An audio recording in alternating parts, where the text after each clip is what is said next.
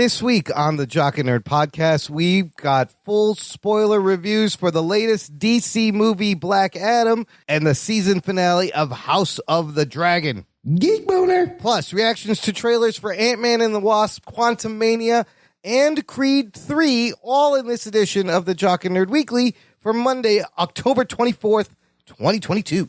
Hi, this is Gilbert Gottfried, and you're listening to the Jock and Nerd Podcast. Why? I don't know. Check. Check one. All right. This is for all you fans out there. Let's give it up. We talk it, we nerd it. We funny, disturb it. We talk it, we nerd it. We spoiler alert. Oh yeah! What's up, listener? Thanks for tuning in this week, and welcome to the Jock and Nerd Podcast, where we give you comic book and superhero TV and movie news, reviews, and whatever we choose. Jock and Nerd. My name is Imran. My name's Anthony. He's the Jock. And he's the nerd. And joining us, our very own anti-hero. He is the protector of the alley behind your mom's house. He goes by Teth Ruggs, but we call him Rug Boy. What's up, Ruggs?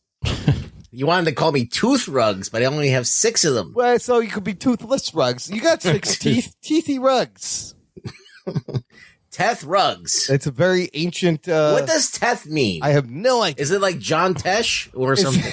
John Tesh. No one knows that reference Amazing at all. piano player, John Tesh. Tesh Ruggs. If you combine John Tesh and Rug Boy. Yes. Teth is just, they're making up some ancient Egyptian, Middle Eastern shit. It's okay. It's made up. It's not a Pakistani word. No, it's not Urdu. It's meant to be sounding like an Arabic word, but it may just be horse shit. It's fiction, people. I'm trying to like see like if that's just a name or is that like an adjective? Like what does Teth mean? Does it mean like cock diesel? Listener, if you know, look it up. Send us an email. Yo, that dude is Teth, man. Yo, that guy is Teth. Yeah. No Teth on that you guy. been hitting the gym? You look at some Tethness. Even Teth, bro? Yeah, you Teth. I don't know what we're talking about. I do know we have 2 big things to review coming up and one little piece of news. Let's dive in, fuckers. The Jock and Nerd Podcast. We got to start with a little bit of trailer talk because Marvel Studios has released our first look at the first movie in Phase 5, Ant-Man and the Wasp, Quantumania. Is that how you say that? Quantumania. Ant-Man 3 official trailer out, and there was all those reports. Anthony, you even said you watched the leak footage from San Diego, right?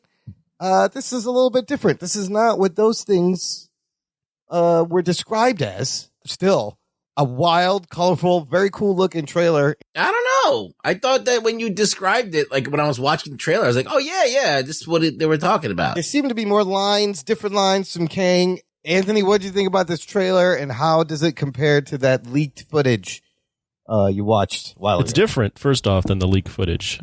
It is. Yeah, the leak footage. I don't think I saw much of the leak footage in this trailer, which is kind of interesting. Also, it's weird that not weird, just kind of interesting that they put this out today. I didn't feel like there was they didn't build it up. They just kind of threw it out there randomly, which is... I think they wanted to get ahead of Black Panther for some, I don't know why, but in between there's a little space here. Yeah. So what did I think of the trailer? I thought it was good. I think it kind of had almost like a Star Wars kind of vibe in the Quantumania. Yeah. In the quantum realm. Whole lot of it looks like a new world we're exploring, and you get Kang, which is kind of the big thing, the big hook for the trailer. Bill Murray's in it. Bill Murray is canon now. That's amazing. What'd you guys think of it? I actually rather love this trailer. I love the opening jokes where the guy goes, "Thank you, Spider-Man." That's kind of funny. And then clearly you do not want to send a signal into the quantum realm, and they all get sucked in. But wow, the shots of the quantum realm look beautiful. If they spend the whole movie here, I would be fine. I wouldn't be mad at all. And holy shit, a lot of people live down there. Before last time we went down there was nobody there. Yeah, there's a lot going down. There's fucking creatures and species and armies. There's a cantina, like you said, from Star Wars. I loved it. It looks great. Geek boner. Yeah, I like the use of Elton John's Goodbye Yellow Brick Road. Nice. I thought it was really well done. Scott Lang looks old now that there's a young person next to him. Now that Cassie Lang is all grown up. I'm like, oh, well, Paul. I'm like, is everybody old now in the Marvel universe? Like, what do you think of Evangeline Lilly's haircut in this? I don't know. It's fine. I mean, it's like classic comic book Janet Van Dyne, right? I guess she cut it short. I don't know. It just doesn't look quite right on her. Maybe, but I mean, as I said, like everybody's getting up there in age. What'd you think of Kang? That was weird. I thought Kang looked pretty good. Yeah, you get the blue face when he's wearing kind of like the shield, but Jonathan Majors looks dope. It's crazy when you watch the Creed III trailer, and he's way more intimidating in that than in this trailer. A little bit. We should talk about that trailer too after this. I know. Let's talk about that trailer after this. Well, what? Right now? No. After this trailer. Okay, we'll talk about that trailer because that's like you got Killmonger versus King. Yeah. Okay, shit. Anyways, but no, this trailer looks like this movie has bigger stakes, not as jokey, a lot of fun. Fucking Bill Murray. You can't go wrong with Bill Murray. It does feel like that they're going to go bigger in this movie. It's the Ant-Man and Wasp movies have always been like kind of second tier. Mm-hmm. And so this one looks like it's going to jump up to the big boys now, it's big leagues. So I'm looking forward to that. I'm looking forward to progressing this Kang story. He's the big bad that we're going to get in this next phase. So I'm all there for it. Like but the thing is, we thought like the Doctor Strange movie was going to do it. That's right. And it didn't really do that. And so I'm just hoping that they actually do it in this movie because, we need to kind of get this phase like off and running. We need to get this thing baking in the oven right now. I like the multi-generational kind of aspect. You got Hank Pym and the Van Dynes and Cassie and Janet Van Dyne. Payoff to her coming back from the quantum realm. She clearly knows more than she's told anyone. And I'm just excited to see this fucking city, which is either... What's the place Kang lives in? Chronopolis? They tease that in the quantum realm in the first movie. There's a brief shot of Chronopolis, but it looks like here you can see a lot of this trailer you see seems to be in Chronopolis in the quantum realm. This dude's got armies and ships, and there's just a shit ton of people. And I'm okay with like the Star Wars lookingness of it. It looks great. It's very good. Yeah, I think it was smart for them to put Kang in here because, as Rugg said, Ant-Man's kind of been a second tier, almost kind of a throwaway movie, just palate cleansing, watch the movie, stakes are low. So now they're giving us a reason not only to just watch this, just to follow the universe, but potentially this has some sort of ramifications for, the bigger overarching storyline. I mean, we know that Avengers, the next movie's Kang Dynasty, so we know he's prominent in that, and we're getting him here. So I think it was smart. I think you didn't get it as much here, but in the leaked footage, they heavily were telling the story that Kang wants them to do a mission for him. Yeah. To get out of the quantum realm. You kind of see it here, but they're not as overt about it. But that seems like the tie between Kang and Ant-Man. I am curious to see what the quantum realm looks like and explore that. So it's nice that they're not doing, even though they're doing a heist movie, it might potentially. It's not an Earthbound heist movie. Yeah, I like that. I want to see a heist in the quantum realm. Like that could be a lot of fun. I like a good heist. Who doesn't like a good heist? All right. Well, look, let's we talked about Creed III. I meant to put this in and I forgot. Michael B. Jordan's directorial debut and starring. This is a pretty fucking dope trailer as well. Anthony, thoughts on what we saw in the Creed III trailer? So I'm a big-time Rocky fan, and I've really liked the Creed direction with those two movies. So overall, I like all the movies. Seeing this trailer, I very much liked it as well. You've got, as Ruggs mentioned earlier, jacked Jonathan Majors. Oh, they're both so jacked. He's bigger. Yeah, they both are big guys, and it looks like they're doing a storyline where these guys were childhood friends, and Jonathan Majors' character was maybe an older kid that he looked up to, he looking up to, meaning Michael B. Jordan looked up to him, and he's out of jail, and he kind of they get together and start training, and then Jonathan Majors looks to potentially take everything that he had from, or he's observed Michael B. Jordan gain all the success that he thought he should have had if he didn't go to jail. Yeah. So there's been some controversy around the movie. I think Stallone's brother completely dismantled this whole production and said that it was complete shit and they treated the Stallone badly and all that shit. Stallone's not involved. Is Stallone in this? No, he's not in it. He's not. No, he's not in this. He's not one. in it, and he dies off screen. No, I don't know if he dies, but apparently he liked a comment that Frank Stallone made about how Michael B. Jordan and all this was trash. So it doesn't sound like there's like good things going on between those two. But that being said, I love Stallone. I love that this has been built on his back and Carl Weathers. But I will say, it's, even though all that stuff aside, I will say that trailer looks good. And it's kind of nice to see a Creed movie that isn't focused on the past. The first one is focused on him getting out of Apollo's shadow. The next one is focused and Rocky, really. And the next one's focused on kind of avenging his dad's death. So I like that they're not tying back to the original movies from what it seems. I like this new thing. I agree with you in many ways, but I do think it's kind of weird to have Stallone like either die off screen or just disappear. Like narratively, it doesn't Makes really. sense, no. It's almost like when like Karate Kid 3 or something, where they just like all of a sudden they're like, the story is just in a whole different place that it feels like so separate from the first two movies. And yeah, I don't mind actually that Stallone is not in this because this is a fantastic extension of the Rocky series. And like you said, Anthony, it feels like this movie now, they are past the shadow of all that. It's becoming its own thing. And the story setup is great. And, we're going to see Ant-Man comes out in February. We're going to see Kang. And then this is March 2023. And you see Kang versus Killmonger. They should just put him in those suits. Oh, yes. Valkyrie's in it too. Tessa Thompson. But right. Really, the shots in this are very impressive considering this is Michael B. Jordan's first movie directing. Some gorgeous shots. Like he picked up a lot from everybody he's been around. Obviously Ryan Coogler. So I think that this could be a lot of stylistic things like Coogler would have done. Yeah, it looks good. Yeah, it looks good. I do agree with you, Ruggs, that narratively it doesn't make sense, but I'm looking at it as them getting out of the shadow a little bit, letting Creed. Well, have I his own agree story. with that. It's just one of those things that like is always going to be like weird, but it's not like you can't get past it. It's like you could totally enjoy this movie without Stallone in it. And that's what's great about the character that they've set up. Mm-hmm.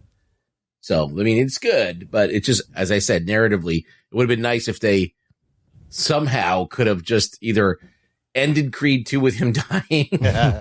Just some closure or something. You know what I mean? So we could like move on and, in that way. Stallone should have got a Best Supporting nom for his performance in the first Creed. Absolutely. Creed is another one where, similar to Karate Kid, where they took a old franchise from the 80s. Yep. Well, that one is actually started in the 70s. Took an old franchise and made a spin-off in a way that you didn't know you wanted. Like no one thought they wanted a spin-off about Apollo Creed's son. Right. His, for lack of a better term, bastard son. Right. Since we're going to talk about House of the Dragon later. Yeah. No one knew they wanted that. Similar to Karate Kid. No one knew they wanted to hear about Johnny Lawrence's adult life. But they came up with a clever way where it's not one-to-one. It's not Rocky's son. It's something else. But it's still within the same universe, and they've made it work. It can stand on its own also and be its own thing. And like a good boxing movie is a good boxing movie. So you always just like a good heist movie is always great. This looks like it's be a not even good like movie. Sports movie, underdog story. Or just a good sports movie. But no, it looks fucking fantastic. So I'm excited for Creed 3. Listener, let us know what you think of Ant-Man trailer and the Creed trailer. Join our Facebook group. It's called Jock and Nerd Nation. Jock and Nerd. There is a link in the show description. It is a closed exclusive group for all of our listeners. And a little update on our 90s action movie tournament, which we are still getting ready to do sometime next month. I've posted the list of the 32 movies we decided. Previously, only Patreon members heard the show where us with John Bellotti Jr. picked the 32 movies that are going to go head to head. I posted that in our Facebook group, and there's a little interaction, little interactive component. And if you don't have Facebook, if you visit the show notes for this episode, jockandnerd.com/458, I will put the list there and you can play along. Here's how it's going to work. Here's the 32 movies. You will try to guess what 4 movies make the final 4 brackets in our tournament. If you get close, you get it right, you get bragging rights. You get a Jock and Nerd no prize. But if you get it right and you are a member of our Patreon, we will send you a T-shirt. Jock and Nerd. For picking the proper final 4 movies. That's how that's going to work. So you don't have to be on Facebook to get involved. Just email us, show@jockandnerd.com, your pick for the final 4 predictions of the 90s action movie tournament. I can't wait. I've caught up on some more. We will talk about that later.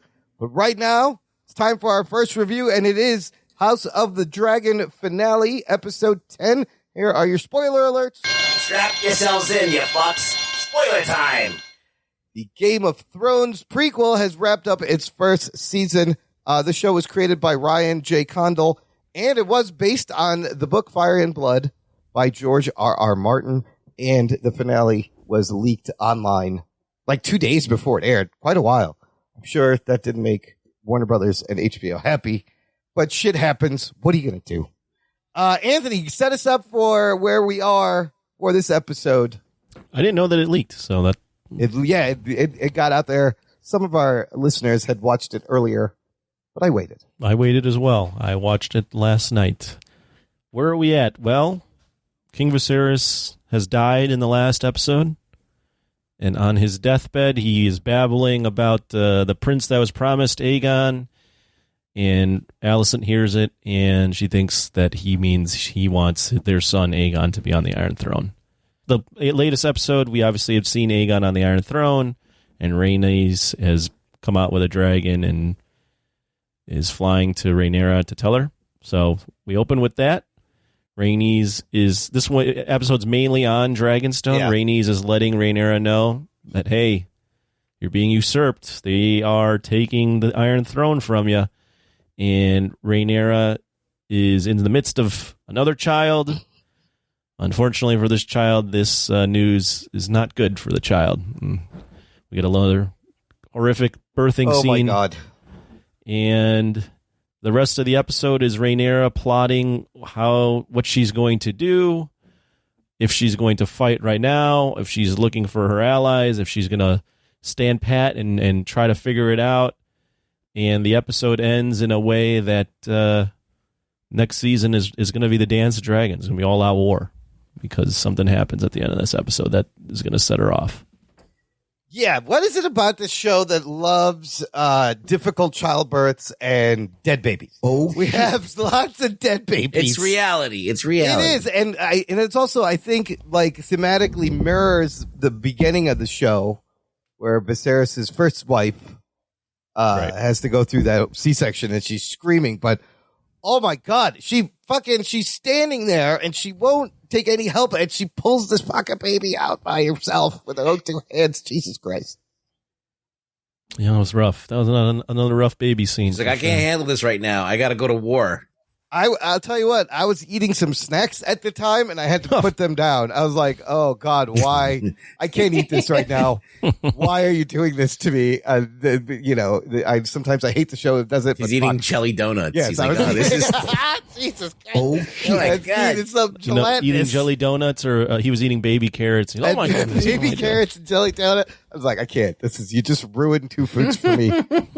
Game of Thrones. But no, some interesting, crazy things. Ruggs, was there any moments that stuck out to you that you enjoyed? So, I don't know. I think, first of all, George Rest and Relaxation Martin is a genius. He's what? What'd you say? I got caught up in the rest and relaxation. That's what the RR stands for. He's got R&R in his name. Yeah. So I know that. What did you say after that? I just said he's a genius. Oh, he's a genius. Okay, there you go. Yeah, he's a genius. Like, I don't know if it's because the showrunners is sticking to what he wrote Or not. No, I don't think they are. Yeah. Or they're taking what he wrote and like going, okay, let's amp it up a little bit more. But yeah, like all of these characters are right now very, very interesting to me. They're very interesting and they say a lot. And I was having this discussion about Rhaenyra and how, like, they want to paint her as the bad guy, but she's really, like, the only thing that she's really guilty of is just kind of like not wanting to just do what everybody else does. She doesn't want to go to war. Well, that and but then she ends up capitulating all the time, right? So that and trying to pass off that her white kids are half black. Right. Like Michael Jackson. Yes. Yeah, but that's not her fault. Right. Like, that's not her fault. Like, she would have, you think she wouldn't have fucked whoever that her dad wanted to her to marry? She would have. Yeah. Like, she would have done her duty. But, like, so I don't think that she's guilty. Like, she's like, trying to plot for power or any of that stuff. I think that she just wanted to live her life and do what she wanted to do. And like her father was a very peaceful person and just like was just trying to do the right thing. And I think in this case, she's even trying to consider like, how do I not fucking have everybody die over this fucking war? Yeah, there's some great lines. She's trying to be like her father. And she gets pushed to the edge after she finds the news that her kid's dead now, like her son. And now she's going to turn and she's going to become evil now. This is her turning point. So we saw that happen earlier when the eye got lost from whatever his name is. Aemond, yeah. Aemond, yeah. Almond milk. Almond Joy. He has a blue stone in his eye now. Yeah, he's got a gem in there, isn't it? Sparkly. So shiny. We saw like, okay, all of a sudden, the Green Queen turned because of her son getting kind of, messed up and disfigured. So now this is even worse. Now the Black Queen. Yeah. No, the Black Queen. Yeah, she's going to become the Black Queen. And her son is dead, and one of her dragons is dead. Well, yes, that ending was it was a fantastic dragon chase scene. You see the size of Vhagar. It's great because she sends Lucerys there. She's like, that was a dumb thing to do. That was a dumb thing to do. Absolutely, like, he's a little boy. Horrible decision making on her part because like there's no way that was going to end good. Like sending your little son, like your little wimpy son, the Baratheons are not playing. Yes. No, he brings us a message saying, "Will you still vow your oath to my mom?" And Aemon's already there. Vhagar's already there. It's raining. The fucking chase was great. Wait. Yeah. Don't wait before you recap that though. So Aemond is there, and he has already made a proposal to the Baratheons to. Basically, Aegon is telling him he will marry one of the Baratheon daughters, whereas Lucerys is just saying, well, it's your word. Yeah, he came empty-handed. He came empty-handed. So you have that whole thing.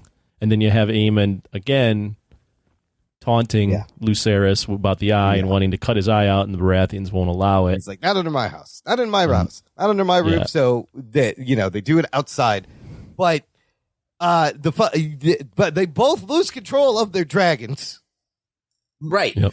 And they alluded to that in one of the first episodes when Viserys is talking about the dragons, and he's saying, people think that we're better than normal humans because we can control the dragons, but the truth is that we really don't control them. Barely control them. Yeah, it's an illusion, and that's a good point. And so. They understand this. They understand this fact that like the dragons kind of like they want to fucking fight. They like to fight. They're animals that like to fucking lash out. So you provoke them enough, and they're just gonna fucking let loose. So Vhagar eats Lucerys and his dragon Arax, and you could see Aemond did not want this to happen. Well, before that though, set up in that Aemond is kind of he's fucking with Lucerys, right? I think it's pretty much proven by the way he reacts at the end that he was fucking with him, but I don't think he wanted to really kill him or anything. The reason for that is that Hightower went over there and tried to establish some kind of a deal, and at that point, Rhaenyra did not say no. Mm-hmm. There was still a possibility that they were going to get out of this without having to go to war. She's like, I'll think about it because what she shows in that episode, I think, and you definitely touched on it, Ruggs, is that she is almost she has the mental and emotional maturity to actually be the queen of the realm, because she holds off, she doesn't get angry, she doesn't go jump right into war. She's doing what's best for the realm, and you're right, she is considering that to just bend the knee, bend the knee to Aegon and just let remain in peace. What I love about this scene is Aemon's clearly he's fucking with him, but there's so much tension first off in that scene with it raining and he's got the huge dragon, and like when he's flying off with Lucerys is flying off with, I think it's Arax is his dragon. Yeah. Something's going to happen. But what provokes it, though, I mean, there's a couple things. There's two different things. Aemond is obviously provoking it, but Arax, he gets away from Vhagar, but Arax decides to shoot fire at Vhagar first. And you hear Lucerys go, Arax, listen to me. Like, you have to listen to me. Yeah. And that's when Vhagar goes off, and you see Aemond also saying that. But what I really like about that scene is it reminds me of just how fragile these like wars are, and that something like that, a little small mistake can set off a domino. Yeah. It reminds me a lot of, if you guys have looked at history at all, World War I, where World War I is started by just a rebel group in Serbia. I forget the exact people that started it, but they killed a prince, and it had nothing to do with the countries, but all these countries looked at it as an escalation of war, and it just set off World War I. There wasn't really a bad guy per se in it. Right. And this is very similar in that, Aemon's kind of being an asshole, but he didn't mean to fucking have his dragon eat the other dragon. Like, there's just... And in the books, I like this story, I like this change better, because in the books, I believe, from what I've read, Aemond, it's a little bit more purposeful. Like, everyone tells a story that Aemond did it on purpose, but it's also unreliable narrators because no one was actually there. So I like that they went the route of Aemond didn't mean to actually have that happen. Right. Because I think it adds more depth to his character rather than just he's a Joffrey Baratheon or a friggin' what's his name? Lannister. Snow. No, not Lannister. Remember Snow from the first Bolton? Oh, right. Yeah, that family. Well, isn't he called the Kinslayer in the books? And, like, he cut Lucerys' eyes out and he brings them to his mother. He kind of says that he has a line. He's like, I want there's something like that where he... the eye gift to my mom. Right. So, but... Yeah, and they changed in the books, too. I think in the books, they don't they have Alicent be much more complicit in trying to steal the throne, where in this one... She hears about, the weird tale about Aegon, and then she's also still like, no, we're not going to kill her. That's my friend. So they're adding a lot more depth to these characters, which I like.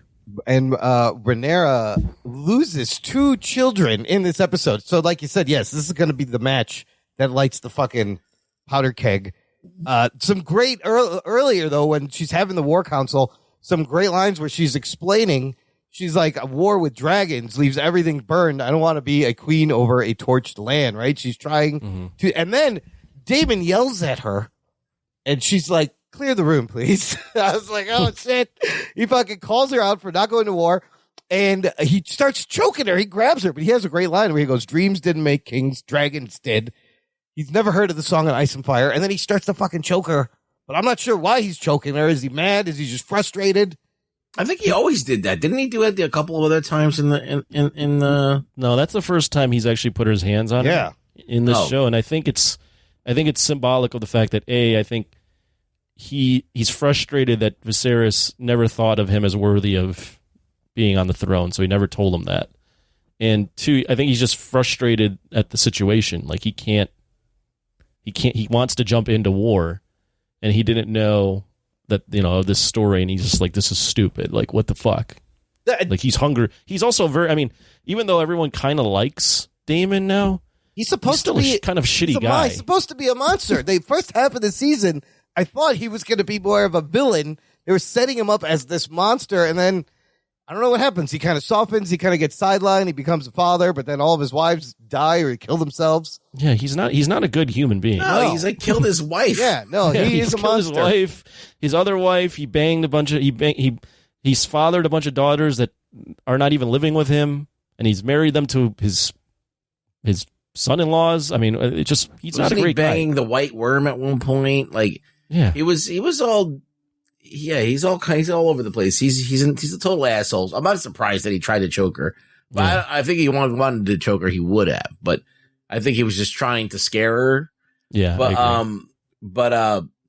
I don't know. I feel like he thinks, well, he's right that they've got more dragons and they have the potential to get more dragons. Yeah. Well, they got one less now. They got the one big one, but if they sick like 4 or 5 of dragons on that thing, and that thing's an old dragon, it's gonna be an even match. They do have more dragons, -1, but they have more. They have potentially 12 dragons. Wow. Now versus Wow. their 4, but they have the other team has Vagar.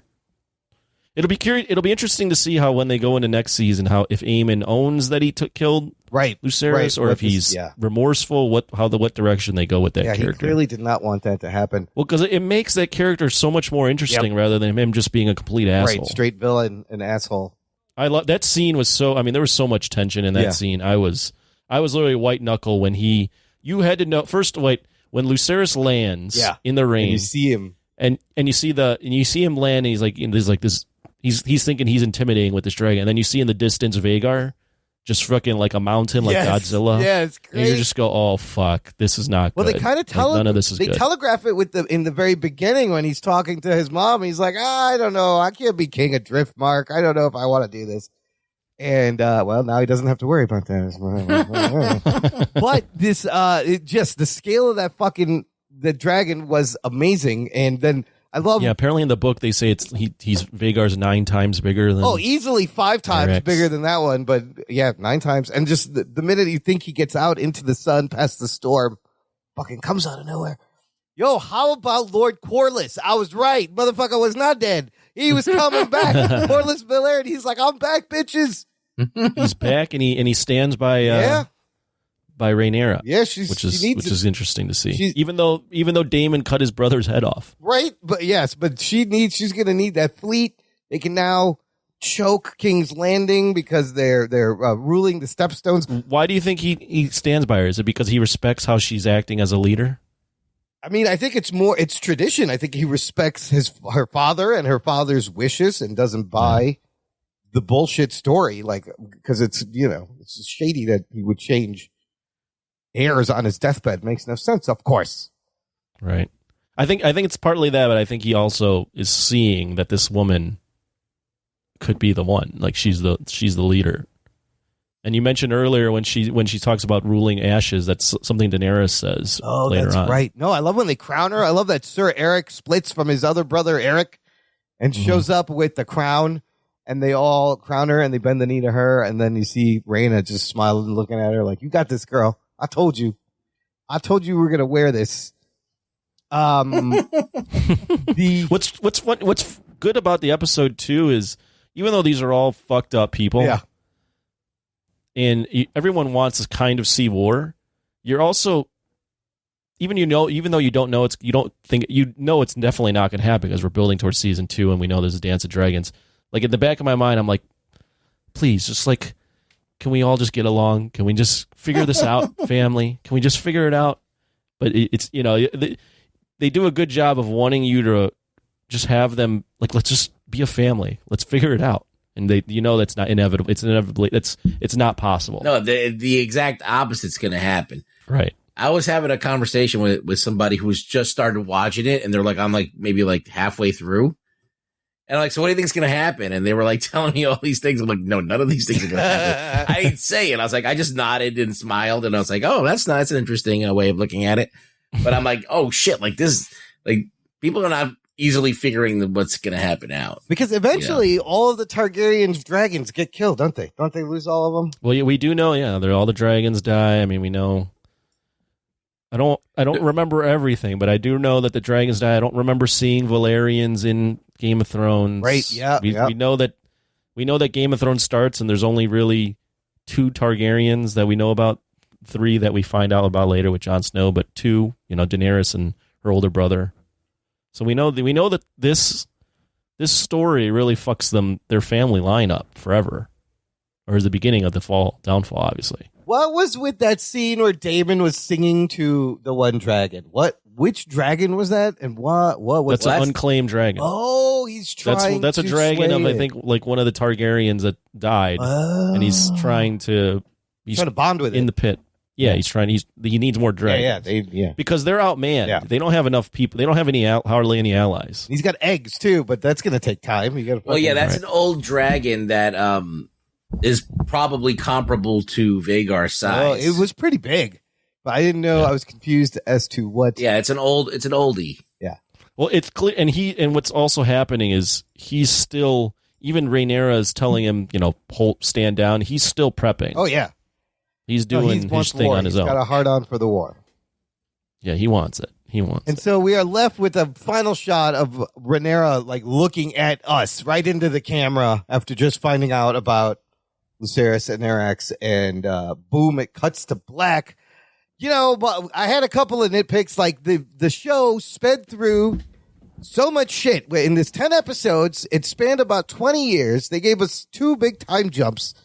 I thought a little bit more would happen in this last episode, but I could see structurally how it mirrors the previous episode, where was all King's Landing, and this is the reaction at Dragonstone. I thought we would have went a little bit farther. Let me ask you guys this. Overall, this season, did these time jumps help or hurt the storytelling and the character development for you? I feel like they were necessary because you have to tell the story of how it all unfolds, and you can't unfortunately do it in real time. Like you have to jump some way. I don't think they should have changed actors. I think they should have hired, I don't know, maybe they did have to, I don't know, but or aged them up some other way. Yeah, that was a little bit weird. It was a little jarring. Yeah. Did the time jumps help or hurt? Yeah, what'd you think? I would have loved to spend more time with the characters, similar to how Game of Thrones would spend more time, but I think it ended up working out almost perfectly. I think other than some nitpicks on who they recasted, I think I'm with Ruggs. I think this is a different Game of Thrones. They don't want to do the whole, like Game of Thrones is, you're walking with these guys for 8 years. Yeah. This is much more sped up, obviously, and I think it's a smaller story too. Yeah, I think it just worked. I think I was surprised that it worked, but it does work. I think it, and apparently the showrunner, whose name is Ryan Condal, said that this the next season will even pick up even more, faster paced and more blood, and will be like much more like the middle run of Game of Thrones. I think the next season they're going to expand outside of Dragonstone and King's Landing, and we're going to see more characters. I'll tell you why this works is because the OG Game of Thrones, right? It has to set up all of these different things, all of these different houses, all of these different. You have to get to know Westeros. You have to get to know all this shit, Winterfell, all the houses, and this and that. And then they start pruning, right? They just start killing people off, and then when it gets to like the middle seasons, it's nice and a little bit leaner than it was because it's really top heavy in the beginning. Then it kind of gets to be lean, and then people start to like love the characters and get attached to the characters, and they don't need to sit there and figure out who's who anymore. They kind of know what's going on, and people are really able to lock in. Now with this story, they're starting with a already pruned cast, and they're doing the opposite. They're building the cast as they go. So now there's more kids. Yeah. Now there's more people growing up, and now there's all of a sudden the Baratheons are getting involved. Yeah, that's interesting. So you're able to latch on quicker and build the drama quicker because there's less characters, and the story's very simple. Like, okay, this king decides to make his only daughter, because his wife and kid died during childbirth, the heir, and then all of a sudden he has a kid and it's a boy, and that fucks up everything. And it's very easy to follow, and there's nothing really crazy. There's no like weird world building that needs to be done other than the Song of Ice and Fire. That's the only thing that's like kind of out of left field that they don't really explain that much unless you already know about the previous Game of Thrones. Did you guys care enough about Lucerys, though, for this death to have any impact? Because I feel like the time jumps kind of shortchanged the development of these kids, changing the actors, aging them up, and you don't really get a full grasp of like these kids because there's so many of them. I actually think it was okay. And here's I could see where you're going with that, and I can see the point. But I think they do a good enough job where even though you don't spend a ton of time with Jacaerys and Lucerys, you get the idea that these are good kids. Like these kids, you see the scenes with them learning High Valyrian. You see them defending their I don't know what you would call them, sister wives. Yeah. See them training when Aemond tries to, when he steals the dragon. That's true. See them. That's true. You see them like giving a fuck, and you see them even in this episode. They're like, "We'll help." Yeah, they're like send us. We'll do it. Yeah. They're like send us. Like they. You see that they're courageous. They're doing the right thing. Okay. They might be birthed out of shit circumstances, but they're doing the best they can. And I think having him as such a young kid, just the way they have it with he looks young. He's riding in the middle of a fucking monsoon, and he's getting chased by a dragon. Yeah, like this little kid. That automatically brings about sympathy for that character. Who do you think are the most, besides Daemon? He's like obvious one. Who are the most evil? Oh, Aegon. Straight who? Aegon. Aegon or Aemon? Aemon. No, Aegon, the king. Aegon is out there fathering children and then putting him in the pits to fight. Yeah, that's pretty. He's got bastard children out there. shitty. I think the Hightower is the fucking. is really Otto? the bad guy. Yeah. Oh yeah, he's bad too.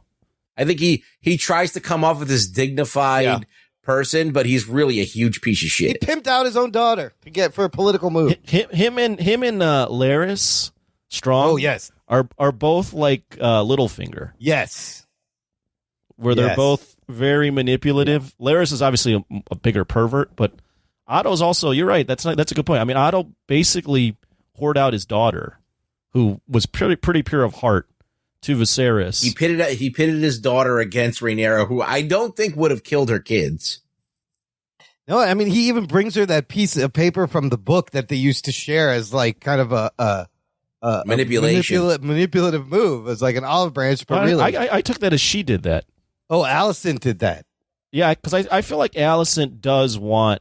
She's the only one that still wants the relation. Like she wants to be friends. Keep Rhaenyra alive. Yeah. I think Otto would be like kill her. Yeah, he don't give a fuck. And Daemon is clearly evil, and he's doing shitty things for political. Well, he's not evil. He's not great. I wouldn't say he's complete evil. That's the thing. None of these guys.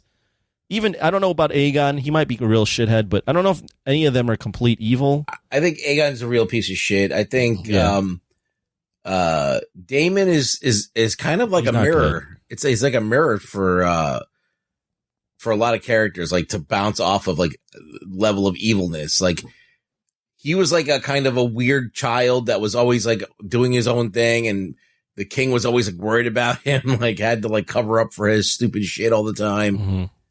And Aegon is kind of like the same thing.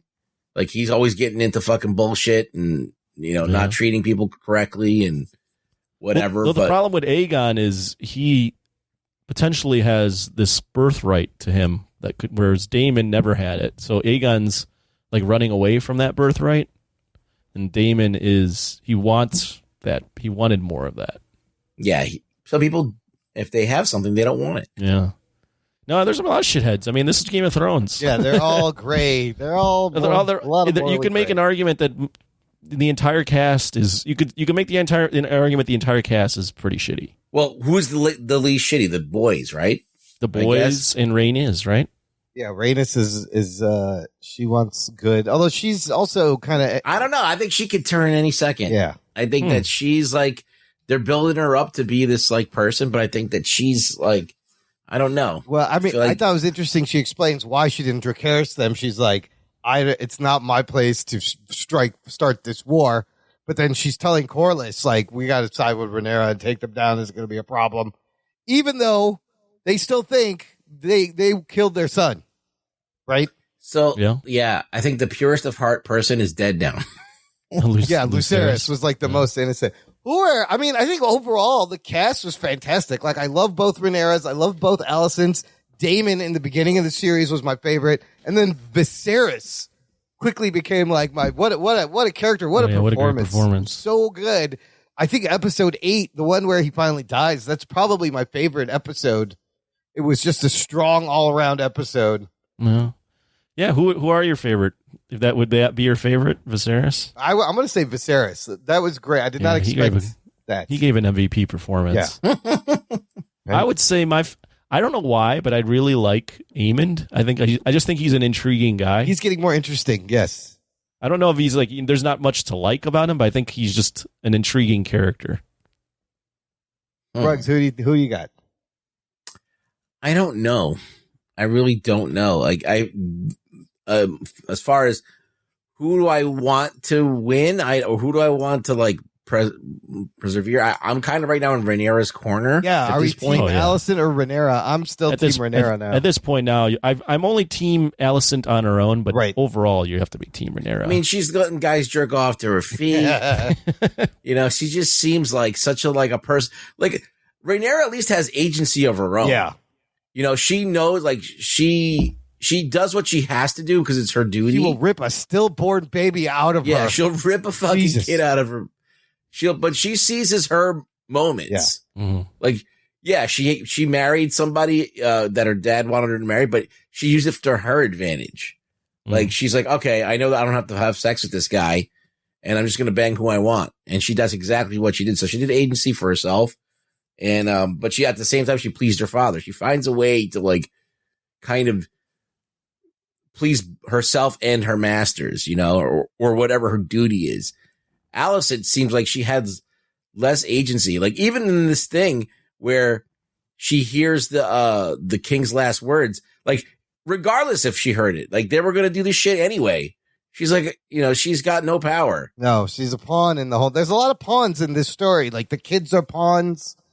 She's kind of a pawn who's really pulling the strings. She can't control her own kids. Yeah, so she's let things get a little bit out of control. And now there is a dragon and child death on that he's going to have to tell her. I still feel like they kind of did the same thing the Rings of Power show did here at the end, is use a whole season to set up what they wanted to do from the beginning, right? Yeah, but this show, there was all that setup. You don't feel like it paid off, like at all? Like, I mean, yeah, I think all that setup was amazing. Like it was riveting. It was every episode, and like it's every line is important, right? It's just like the original. There's no filler. Yeah, I think I don't know. I mean, I thought they would get to the war in this episode. That's what I thought. That's my only thing. But I'm not disappointed with what they did. Yeah. I think by doing what they did. Because the last episode was focused on Alicent. This one was focused on Rhaenyra, and I like what they did is they added more character to Rhaenyra. They added more character to everybody, and they made the war. You feel bad that the war is even happening. This is all over. It's going to be all over misunderstandings and kind of unintentional things, right? Like you said, like you didn't. Yeah. She heard wrong. Aemon didn't mean to kill fucking Lucerys. But it'd be nice to have like some agency, like instead of everything always being up to fate or other circumstances. But I think it's fine. I felt like Aemon really wanted to kill him. Like he was going to go after his eye. I mean, he was and what was he going to do? He was up there going after him. It was a weird back away from Aemon. Then he was like "Oh, being a badass." Oh, I think he's supposed to be 19. Yeah. So I think he's not really. He doesn't really have a plan in mind. I think he's just, I got a big fucking dragon. This kid cut my eye out. I'm going to fucking scare the living daylights out of this fucking kid and get his eye. So Lucerys was real young shouldn't Lucerys be older? When that happened. He's 13. He was, how old was Lucerys though? Like 7 then? What, when that happened? Yeah. Yeah, he was 7. Oh, so it was like a younger kid cut your eye out. Wow, Yeah. That's gotta sting. That's even worse. It wasn't even like an older kid. Yeah. Right. Well, and then you can't forget that. Remember, earlier on, Lucerys and Jacaerys were making fun of him along with his older brother Aegon for not being able to have with the pig and all that shit. So, Like he has motivation for Because he didn't have a dragon. right. He has motivation. I mean, these are his cousins and his brother making fun of him, so he has this inherent motivation to want to prove them wrong. And then that fucking kid cuts his eye out. Given honestly, Eamon wasn't completely innocent in that situation either, but still. Yeah, It's a good fucking good show, man. It's a great show. Let's rate it. Let's rank it. You want to give a season a ranking? Anthony, let's start with you. Or yeah, I mean, it's tough for me to remember all the seasons of Game of Thrones and where they all kind of ended up. But this season, 9.5 out of 10. Shit. Okay. I mean, it was Wow, that's good. it was awesome. I'm gonna say that you're coming into this in a weakened position. You have the travesty that was the end of Game of Thrones, and now you have to compete with Rings of Power, which is another fantasy show. Other shows have come out and tried to be like Wheel of Time, and all these other shows have tried to be Game of Thrones. And there was a lot of debate on whether it can recapture the magic, and I think it did. I think that it did. It did get me back into Game of Thrones. It made me think, okay, we can still have a great show to watch that's in this world, and there's more stories to be told. And even I was so against it when I saw the previews, I was like, I'm not watching this fucking show. Get the fuck out of here. It's like one family. That's it. Yeah. I'm like, all right, whatever. And like, oh, it's probably going to be all about incest. Unfucked up family. Yes. But still, it's good because I think that the way all of these things are set up, you have these gray area characters that some of them have agency, some of them don't, but some of them are like painted as bad, but they're actually, if you look at what they do, they're just doing what they have to do. And others are like trying to grasp for power and kind of moving things. So it's very interesting and compelling. So I'm going to say I'm going to give it an 8.5. I thought it was really good. I really enjoyed it. And I think, if you like Game of Thrones, you should definitely be watching it. Yeah, no, when it started, I was like, Game of Thrones is back, baby. Fucking A. And every episode has built and got better. My only nitpick is like, I thought we would get more of the war, but now looking back, I see why they did that. They want you coming back for season 2. Obviously, I wish we got a little bit more of the war. I'm gonna give it an 8 out of 10. It was solid. It had me. I could not wait every Sunday to fucking watch the show, see what happened. And it's definitely was big water cooler talk. I think they did. I think they stuck the landing for the most part. And I can't wait to see the next bit. Yeah, and Ruggs is completely right in that. I think you have to. Everyone factors in their score differently, but I think I definitely am factoring in the fact that Game of Thrones was dead in the water up until the show came back. Right. I mean that series that was like, it was like when Mandalorian happened, and before that it was like Star Wars is dead in the water. We can't be doing this shit anymore. So it makes it even more fucking precious that it is good. I mean, we had these conversations on the show and off the air about whether we wanted to watch it or not. We were all begrudgingly wanting to watch it. So being won over by something, that's kind of something that doesn't happen often. No. Usually you go into expectations and your expectations are not met. And and granted, we had low expectations, but still, at a certain point we started to raise them, and it started to follow us as we raised our expectations. Yeah. So. Is it so? I mean, is it as good as the original shows? Like better seasons? You can't say that because that had this whole like long period of storytelling and characters, and we don't know how it's going to develop. It can all fall apart next season. We don't know. Yeah, it's hard to completely judge it while it's mid-flight, but it as far as this season, I would put it up against any season of Game of Thrones, any single season. I mean, this show is in like a unique position. Like you guys said, the original Game of Thrones, they had to work up. The budgets weren't huge. The special effects budget wasn't huge. So while they slowly worked up to getting to the dragons and the armies of the dead, you got them filling with lots of character development.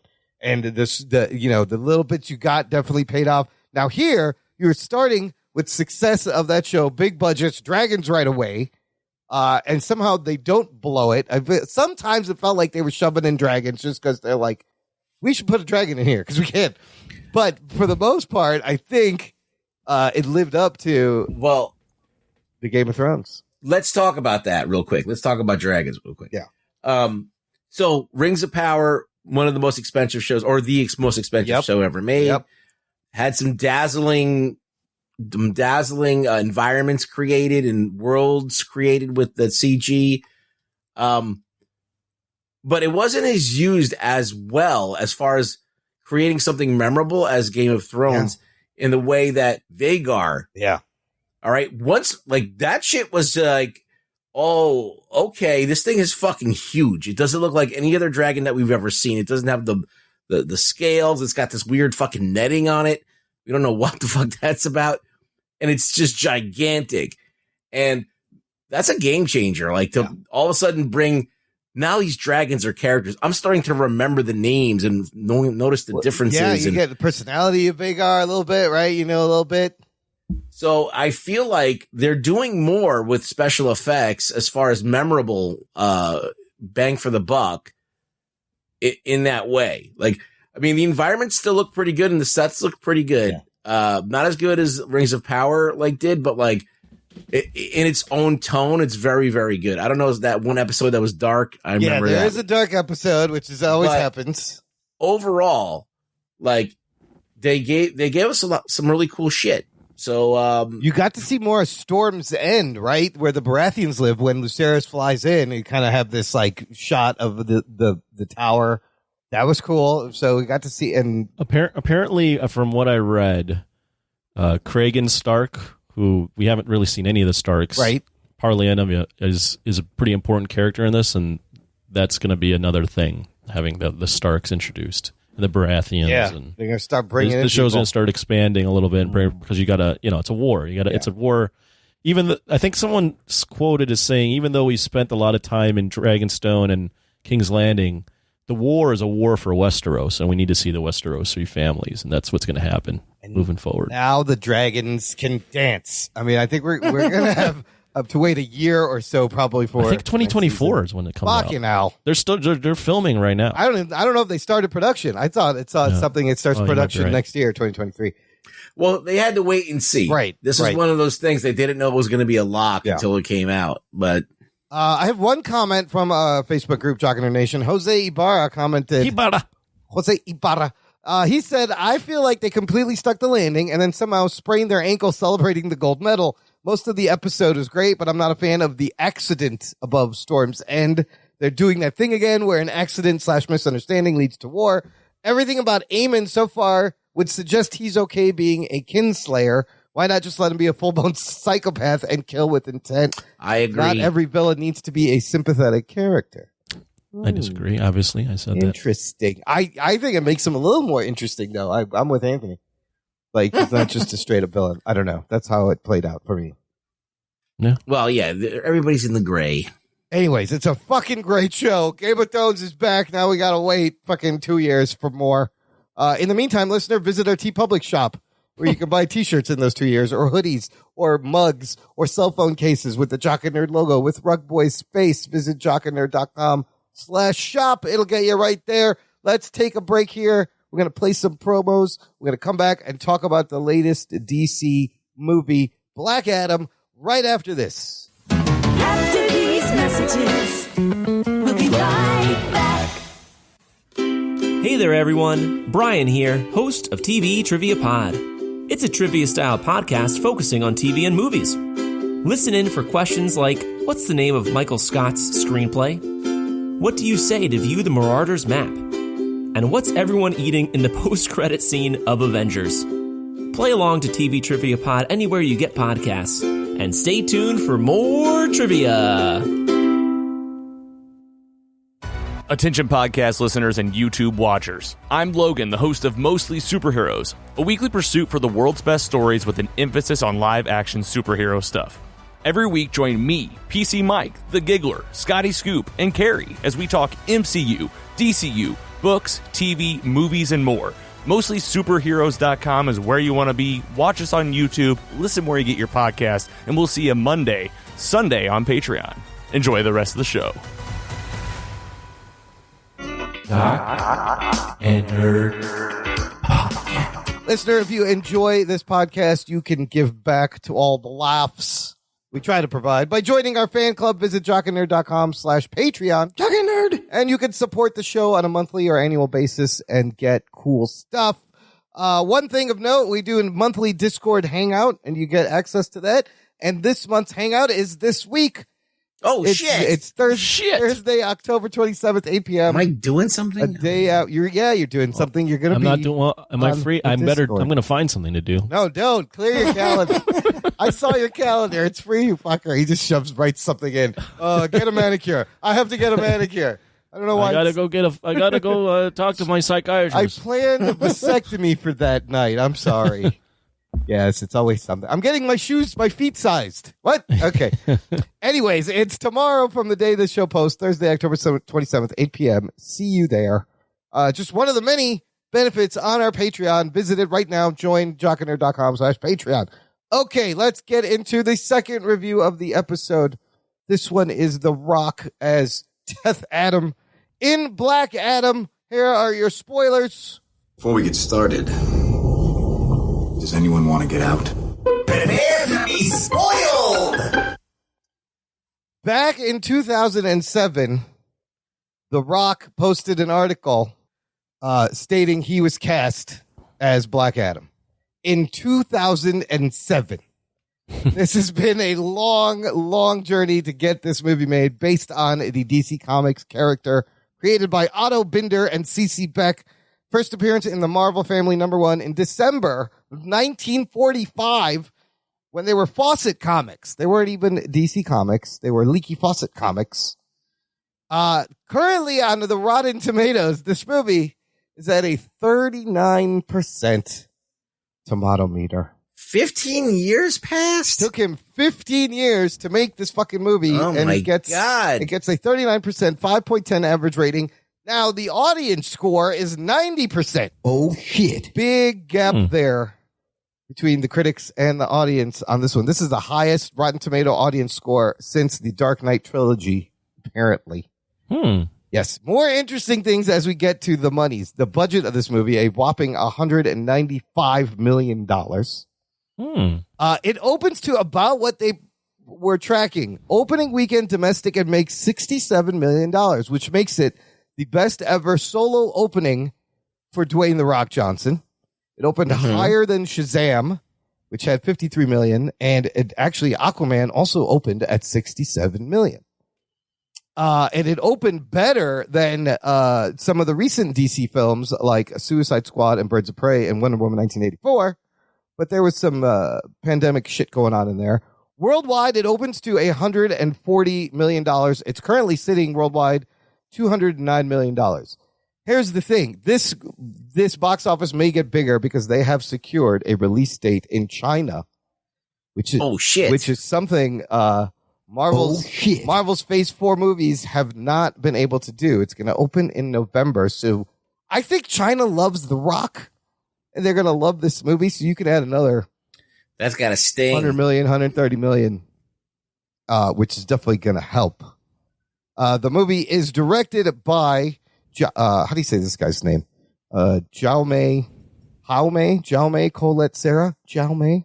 Best known for The Jungle Cruise, Nonstop, Orphan, written by Adam Sitizkiel, Rory Haynes, and Sohrab Noshervani. Okay. Starring, of course, Dwayne Adam as Death Adam. You got Aldous Hodge as Hawkman, Pierce Brosnan as Dr. Fate, Noah Centino as Adam Smasher, Sarah Shahi as Adriana, Quintessa Swindell playing Cyclone, and you got Mo Amer, the Palestinian-American stand-up comic, who is hilarious as the brother Kareem, who's got a great show on Netflix right now called Mo. It's really funny. You should check it out. And a fun cameo by the Fonz. Henry Winkler. We'll just throw him in. That's right. We'll just throw him in, as well as cameos from Viola Davis as Amanda Waller and James Gunn's wife. I think Jennifer Holland, Amelia Harcourt. Real quick cameos. Anthony, what happens in The Black Adam? Black Adam is about a fictional country called Kandak from the comics that back in the day, way back in the day, was the first civilization ever. And they were enslaved. A little kid happens to find the people that were in Shazam, the old gods, and become the savior of Kahndaq. That savior is locked in stasis for a while, along with some sort of crown that makes people really evil.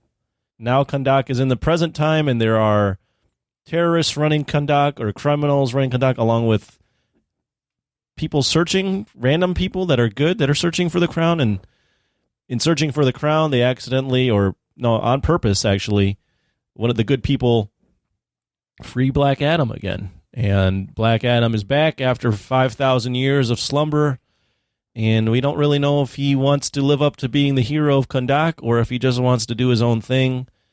And we don't know if they should stop him or if they should let him be the hero that everyone prophesizes he should be. So that's basically the movie. Yes, and in response, you get the Justice Society formed, sent after him. Make sure he hasn't gone rogue or whatever. Anthony, let's start with you. I want to hear about your theater experience, anything of note, and opening thoughts on this. I saw it Friday night at probably 9:00, so not a very big crowd. There were some punk-ass kids talking a lot, which was fun. But other than that, it wasn't too bad. So nothing really noteworthy on the theater experience. There wasn't a lot of people, so it wasn't by any means. That's the noteworthy part. Yes, there wasn't a lot. But the theater I went to doesn't normally get packed for most showings, so it's not really doesn't really say much. Did you want me to go into what I thought of it, or did you want me to hold on? Well, I'll just say I went on a Thursday and it was fucking dead. There was maybe like 25 people in the theater with me.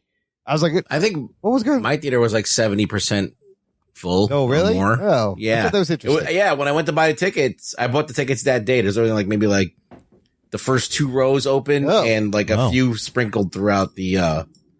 Not very many open. Yeah, it was quiet in mine, and compared to when I went to buy tickets for Black Panther Wakanda Forever like a month ago, like the theater was full. Like there was very few single seats left that I was able to buy in the nice theater. So I thought that was interesting, the different reactions. So Anthony, the movie ends. What did you think? What are we thinking walking out of this?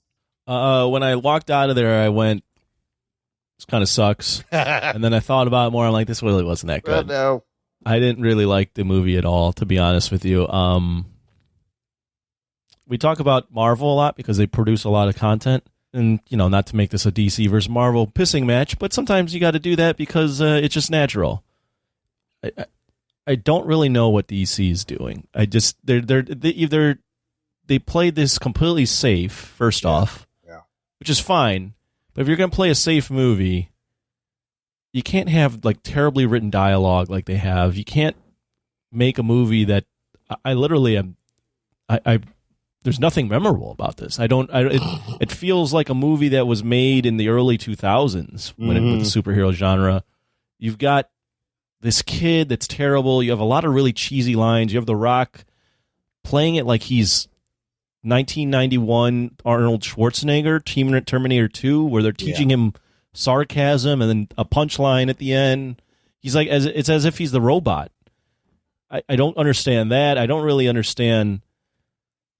I mean, there was some fun action, but like you're throwing all these characters, Cyclone and Atom Smasher. I don't even need to be in the movie.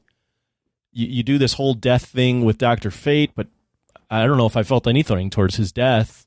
You've got, I'm not trying to be racist at all, but you've got Hawkman played by Aldous Hodge, who is performing like he's Anthony Mackie as Falcon. Like the line writing for him is exactly the same. This movie sucked, man. This movie's terrible. Ruggs, what happened here? Was there anything good? I mean, it does feature relentless action from the beginning. I'll tell you what all the way through. Yes. Is there anything you like that he kills people? He murders. That's my favorite thing. Yes, he murdered. And that's not safe. Yes. I'll agree with that. I hate the fucking kid. Everybody hated the kid, apparently. The kid was the worst thing ever. Fucking get rid of that kid. Like, they're doing a Teeth. I understand Teeth with John Connor. It was like they were copying that. I mean, Eddie Furlong was fucking annoying in that movie too. No, Eddie Furlong's way better. Go ahead, Ruggs. Sorry.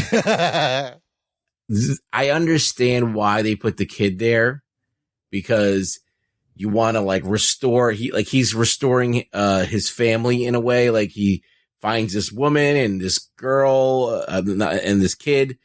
and he feels like, he starts to feel like a human being, and so it's like a surrogate kid for him because his son got killed or whatever. Right. So, I could see why they did that as in a poetic way to do it, but like that kid just sucked. Like whoever wrote that kid thought that was like a cool kid. They were wrong. And, let's see, like literally every time that kid was on screen, like, get this fucking kid off screen. He's ruining the movie.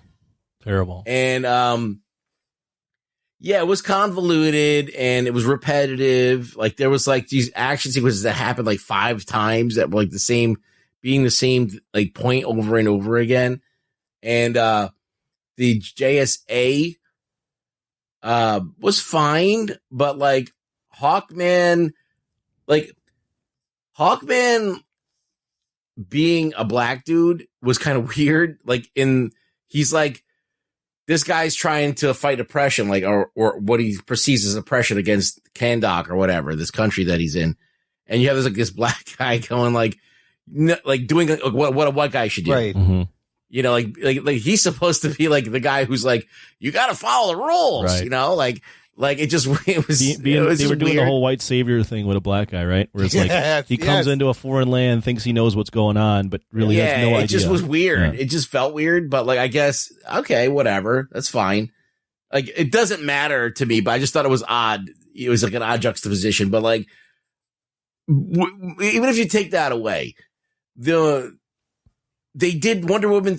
The Wonder Woman ending. Yes. With the third act. Yes. I was going to say the Wonder Woman third act ending is exactly the same. You think that the movie's over and then all of a sudden you have this bad CGI guy that they have to beat that looks terrible.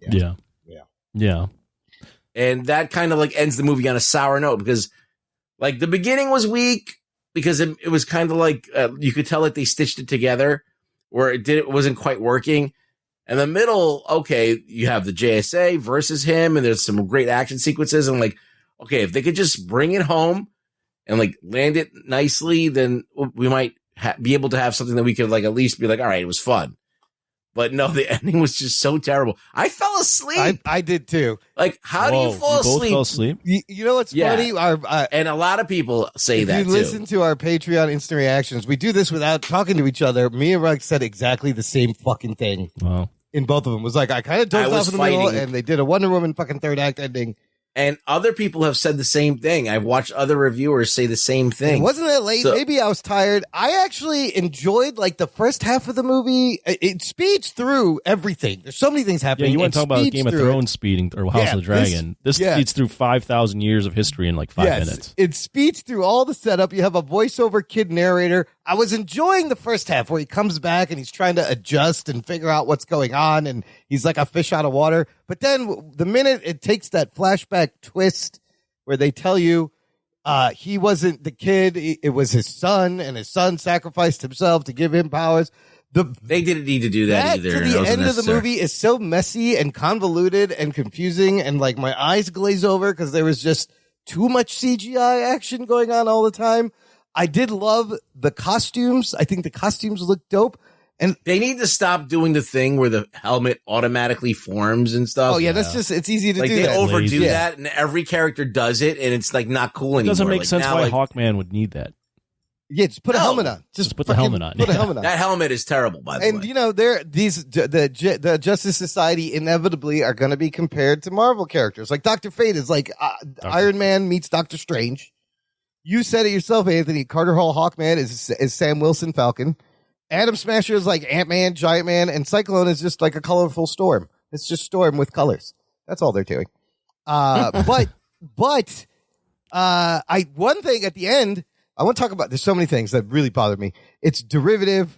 It has no rhythm in the plot in the second half, and it just doesn't have any dynamics. It doesn't ever let you breathe and get to like hang out with the characters. It's just fucking go, go, go, constantly barreling through shit. Don't you think it's odd that Shazam isn't involved in this at all? Shazam should have been involved. Odd, yeah. It's very odd. Shazam. If you watch this movie, I was going. You got Jimon Hansu as the same wizard. I was literally going.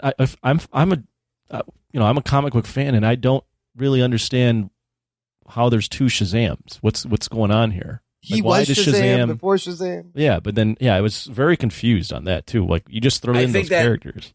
I think that Black Adam was the first attempt at a Shazam, and they chose poorly. And then at the very end, that one wizard is left, and he gives his remaining power to Shazam. Gotcha.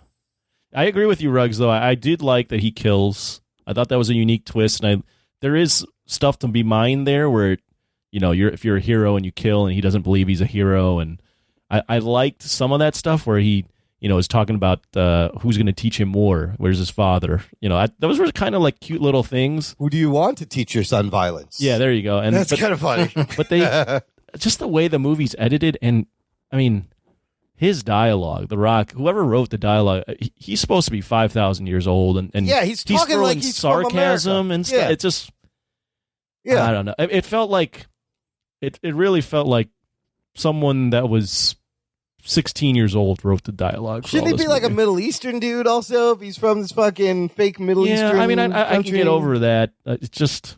But like they allude to so many like big problems, and then they refuse to take a stand on any of them, right? It's all fucking surface.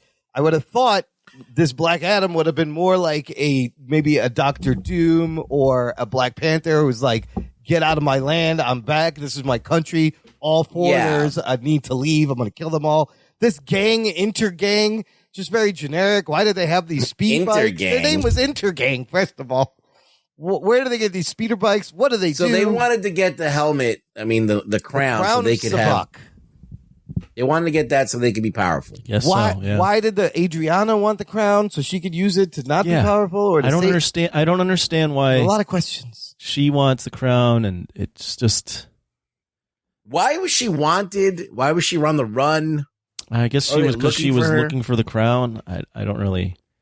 One of the more embarrassing scenes was similar to how the little girl in Star Wars, Obi-Wan, is running, the little girl. Yeah, when he's in the apartment complex, out maneuvering them on his skateboard, and they all have guns. The staircase. Oh my god! Home Alone. What are we doing here? So, and then the slow-mo. There is so much slow-mo in here. A few times, like 5% of the time, it looks cool. There's some times where it's completely unnecessary. Like they're showing you a slow-mo of like the wall with posters of Batman while they're I'm like, why are you showing me this in slow-mo? As Hawkman and Black Adam are kind of tearing things up. It's ridiculous. Why? That's not where you use the slow-mo. There's so much Zack Snyder slow-mo. Can we talk about the music needle drops for a second? This really those music needle drops are very odd as well. Okay, the whole entire beginning of the movie is painted black by the Rolling Stones, and then they kick into it. First of all, though, I will tell you when I left, I was humming like the score. Like for some reason that stuck with me.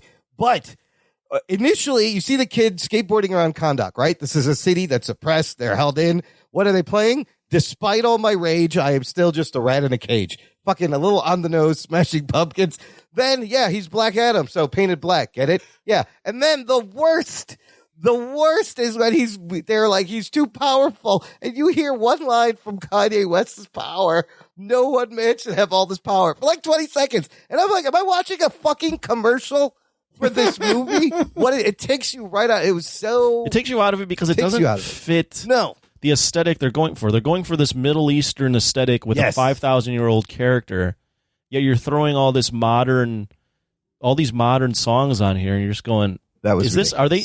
It literally reminded me of when DC released Suicide Squad, and they were trying to copy what Marvel did with Guardians. And they were putting in all the needle drops for modern songs, and you're going, "You're just it's just too on the nose. Like what are you doing?" And this is even worse, I think, than Suicide Squad. It's too they just don't get it. There's an art to this. You got to be. So we just saw in the Ant-Man trailer the Elton John song, "Yellow Brick Road," that's perfect. That has meaning. It's incongruent to the theme or the aesthetic that you're going for. Does not fit because I thought the score was actually pretty good of this. Like, it was a score. Yeah. They with the painted black, they use it in the score. It was the score for like the whole beginning of the movie. It was like using those notes. Yeah, those chord progressions were the same. Yeah. And then finally, when he uses his powers and starts fucking shit up, then they go into painted black. But it was just weird that I thought there was from the commercials there had other music. Maybe they pulled it from another movie or something that sounded better. And I remember, and I'm like, when is that cue going to come in? And it never did. So at that point, I was like, oh, that's not the music for this movie. So they should have done something more like what they used in the trailer. That was actually pretty cool. What did we think of The Rock as Black Adam?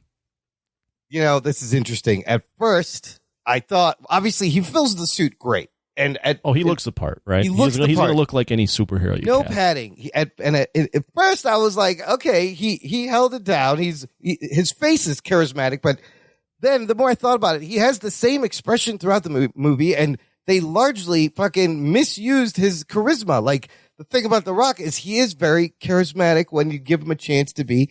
None of that is in here. It's one note expression the whole time. In fact, I think I would love to have spent more time learning about Black Adam.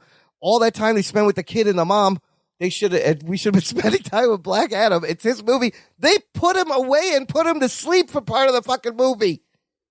What do you mean? They remember he's like, I give up, and they just put him away. They literally just tuck him away underwater. They're like, this is a Black Adam movie. That was a weird turn too, right? He just gives up. He just goes, you know what? Put me in jail. Screw it. I'm gonna say Shazam. I'm like, he's gonna come back out. Why are you putting him away? What is this? Yeah, that was very strange. I completely agree with you, Imran, in that you first off, I think I like Black Adam in the comics. I think he's kind of an asshole. Yes. They did pull the thing where he floats around everybody, and that's totally a thing in the comics where he doesn't even walk, he just floats. Yeah.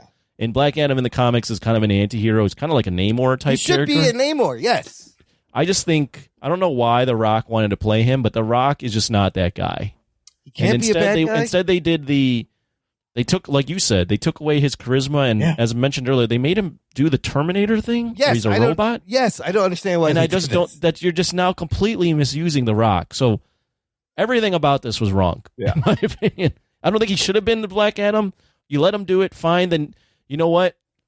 Change the character. And instead they made him just like this boring. It's bad when your lead character is The Rock and he's the least interesting character on screen.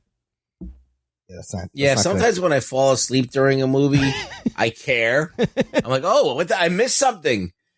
I woke up in the middle of this movie going, oh, I did not miss anything. No. Like, I don't give a fuck.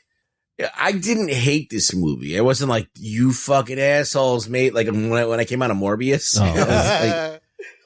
It looks good, right? I mean, I think because at least I got what I paid for. Yeah. Like I got to see The Rock, float around, look mean, and fucking kill guys, which was like, oh, he's killing some dudes.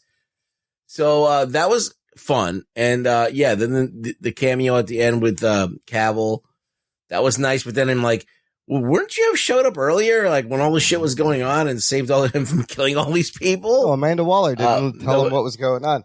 Yeah, so it was strange. It was a strange experience, I'll tell you that.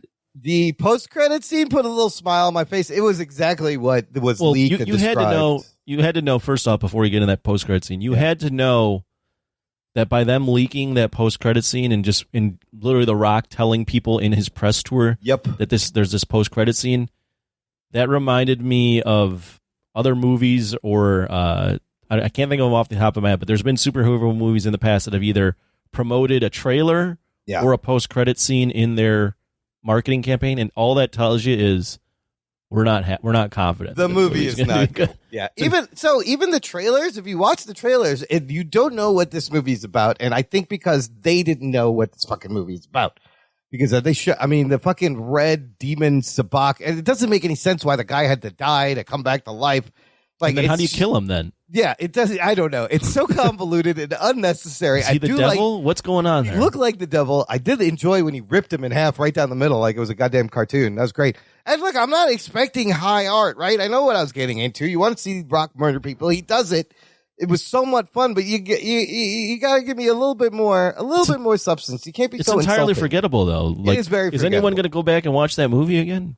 Some people are calling it the best DC film to date, but who those people are. Those people are art is subjective, wrong? But those people are wrong. What about Eternium, which is like their version of Vibranium? I don't know what that is. By the power of Grayskull. Yes. What is going on? And did the humor get anyone? Like, did Mo Emmer? He was trying to have some funny lines as Kareem the brother, but I chuckled. No, that guy was trying too hard. So yeah, it didn't really work. did he say something about the radio or something? He kept doing the running bit where he was playing what song on the radio? He was singing "Baby, Baby, Come Back to Me" or something. Baby, Come Back. Yeah, Baby, Come Back. And they did it even when he picks them up. He's yelling, he's singing "Baby, Come Back," even though it's like the middle of a really tense situation. Yeah. It was as if someone looked at Marvel and 2000 movies in the 2000s superhero genre and went, okay, what's funny in where's the action and what's funny? And let's just do that. Let's be funny and have action. Funny action with no real semblance of no substance. How to stitch together a movie that actually is entertaining other than visuals and laughs. Yeah, it's all style. I thought Pierce Brosnan, though, was pretty good also. He kind of stood out amongst... yeah, he was legit. He was good, but like, does anyone feel anything when he dies? They played up this big moment as if him... And you're like supposed to feel that him and Hawkman have been friends forever, but this is the problem when you throw in the JSA in the middle of another Pearson's movie, is that there's no build... Like, we haven't spent any time with Hawkman and Dr. Fate and on their missions. And then the other two, like Cyclone has one line where she explains like how she got her powers, and Adam Smasher's like, I get big. I don't know. Yeah, he's always eating the doofus, and he's eating fried chicken out of a bucket. They do the running thing where Hawkman's just like, me and you. Yeah, because he keeps fucking up. Yeah. He hit I don't know. I mean, I'm with Ruggs. I don't hate it. I'm just is this really? This is what you got? Was it entertaining to you? This is what we're doing in 2022 with DC movies. I mean, you're already up against it with Marvel. Yeah. You got to do stuff that makes you stand out, and instead you put out a really generic movie with a boring lead. Let's try and parse why there's a 90% audience score. Why are audiences loving this? Well, they're dumb. It's okay to be dumb because like I like dumb movies too. It's not like it's okay. We've been reviewing 80s and 90s movies. Yes. Yeah, I'm sitting here talking about this movie like I expected it to be high art, but this is the thing. You got one of the biggest celebrities that's out there right now, name recognition wise, been working on this film since 2007. DC is in big trouble and needs a win. Marketing wise, getting people into the thing with the Henry Cavill scene, sparked interest and everything like that. The movie, they spent money on this movie. Oh yeah. There's shit blowing up all over the place. You're going to see fucking, it's a spectacle. all kinds of spectacles for your testicles. Definitely. There's all of that there. So in that way, it was a success. Yeah. In that way, it brought a Middle Eastern, community that's fake, kind of like Wakanda, like a version of Wakanda that's Middle Eastern, into the fray, and now there's all these other characters that we've never seen before and stories that have never been told. So on all those fronts, it did succeed. So I could understand, but to be 90% is a little bit much. I think the audience also, there's this culture now within Rotten Tomatoes culture where if a movie is universally bombed by the critics, I think the audience just wants to stick it to the critics, and then vice versa. I think when movies do really well, especially movies with some sort of agenda, the audience, no matter what, will review bomb it. I think there's a little bit of that going on. They were saying like, because the critics are so woke, they didn't like this movie because it wasn't politically. They were really reaching for. Some of these guys were like really reaching for like why the critics were so wrong. And it has nothing to do with that. It's just that the movie's not that great. No. It's just all. I mean, this could have been like a Black Panther moment in terms of dealing with like a land that has colonizers and oppressors and fighting for them. But the movie's very unconcerned with that. No, they don't care about that. They don't care about a lot of things or to explain a lot of things. It's very surface and. Well, the thing is, there's nothing wrong with a good popcorn flick. Yeah, it is a popcorn flick. And this is all that's trying to be is a popcorn flick. I just didn't find it to be all that entertaining of a popcorn flick, to be honest. Yeah. Especially given the genre, given the amount of spectacle we get in the genre all the time, given the amount of spectacle we get in fandom, like, you got to do more. You can't release this movie and then have me be excited about the direction of DC.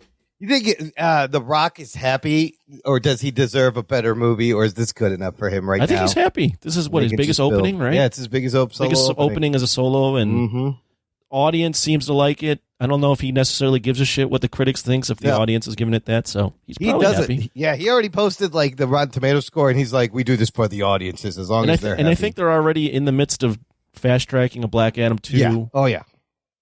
They're clearly going to make a Superman film. That I think he's probably I think he probably thinks he's invigorated the DC franchise, and I think for a lot of people, not me, I think for a lot of people they might be reinvigorated. I think they might be going, "Oh, like this was good.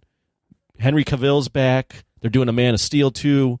Like we're on our way." And sure, feel that way. These two guys are going to fight probably. Yeah. So maybe people are real excited. It didn't make me pumped, but whatever. No, and I think that's the bigger win out of this, despite what the movie is. The win is that The Rock is now a DC canon. He's involved. He got, the movie is like Warner Brothers, a fucking mess. And the post-credit scene is like, here's how we're going to save everything. Fucking Superman's back. So this is, they're kind of fixing their mess, and we're like, here's the future and here's the salvation.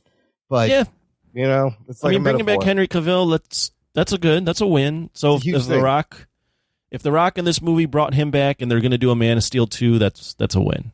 So there you go. I'll give it that. Yeah, and he murders people with electricity from his fingers. It's great. It's a strange movie. It has strange implications.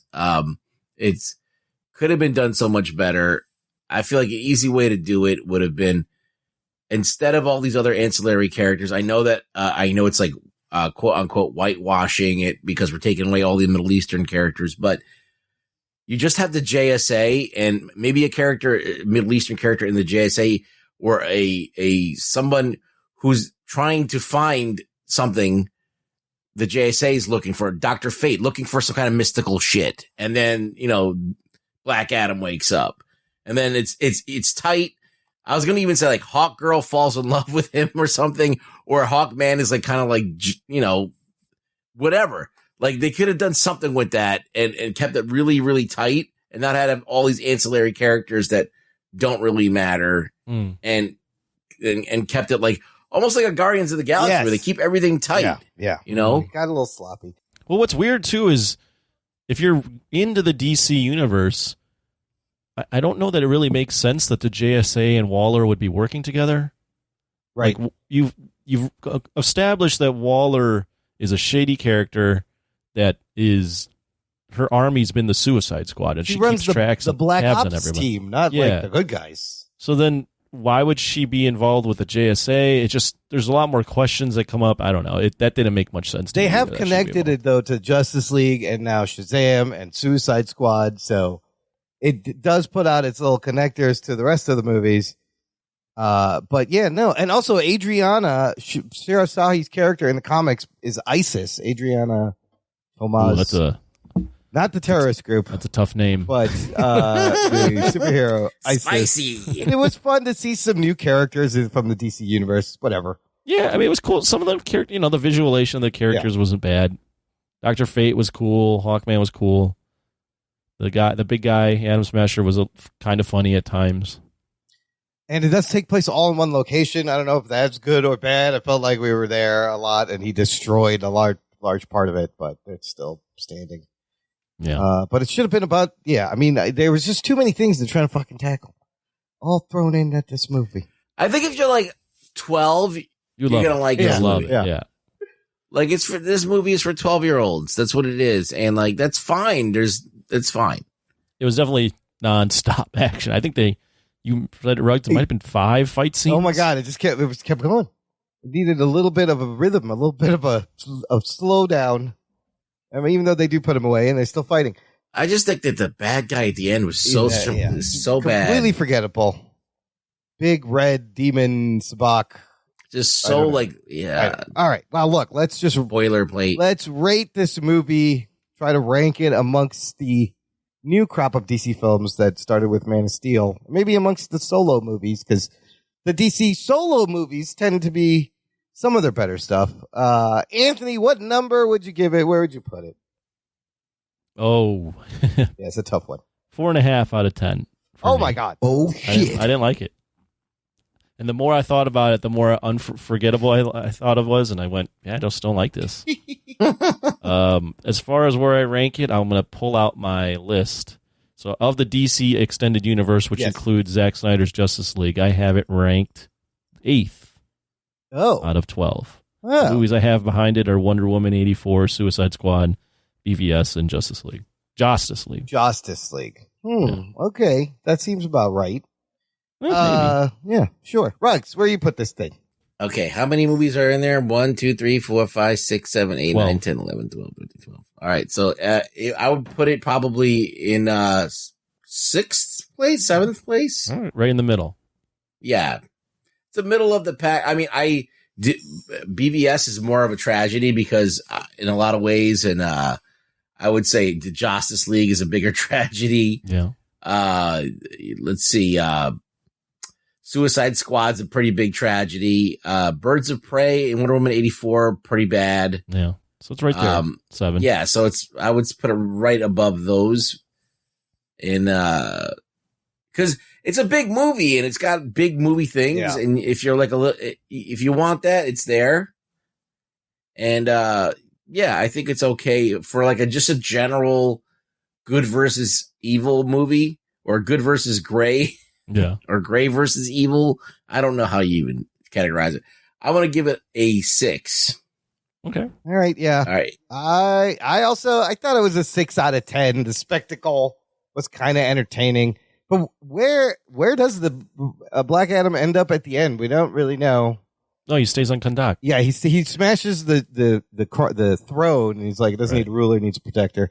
So he's finally going to be the warrior for Kahndaq, but he wants to be Kahndaq, or wants to be the warrior, and Waller says that's his prison now. Oh yeah, if you leave there, I'll take you out. I'm putting it right where Ruggs put it. I think it is middle of the pack. It's better than all those movies you mentioned. But it's probably my least favorite solo movie out of the bunch. All the other solo movies, like in terms of Man of Steel, Wonder Woman, Aquaman, Shazam, the Batman. That's a good point. Well, I think Wonder Woman 84 is pretty shitty. Well, I'm not counting 84. I'm counting the first Wonder Woman solo movie. Yeah, okay. 84 sucks. You mean the first solo movie? Yes, the first solo movie. It's, those others are still better than this, but I don't know. I was confused. I was like, was I even entertained? I don't know. Was this fun? I wasn't sure.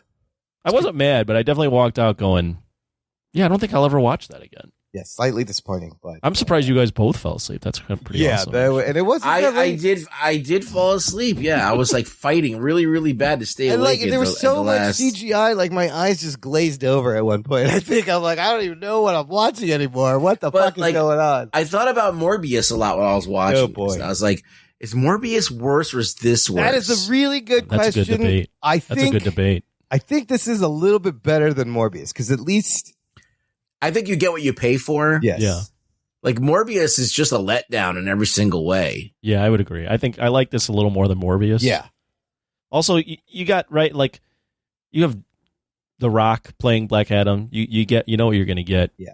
This is Jared Leto thinking he's doing some high art as Morbius. Yeah, and it just does not work. And the movie is it's so dark. All I remember is black screens, dark screens. At least this was some shit in daylight. And there's just a sense of desperation in Morbius. Yeah. You have that post-credit scene where they're trying to tie it to Spider-Man, and you just go, oh my God, guys, Sony, you are just so desperate can we play right with now. Spider-Man? But man, still, 15 years with The Rock's one of the highest profile roles he's going to have, you'd think would have been. One of the highest paid actors. And he is, one of the highest paid actors right now. You'd think it would be a little bit better.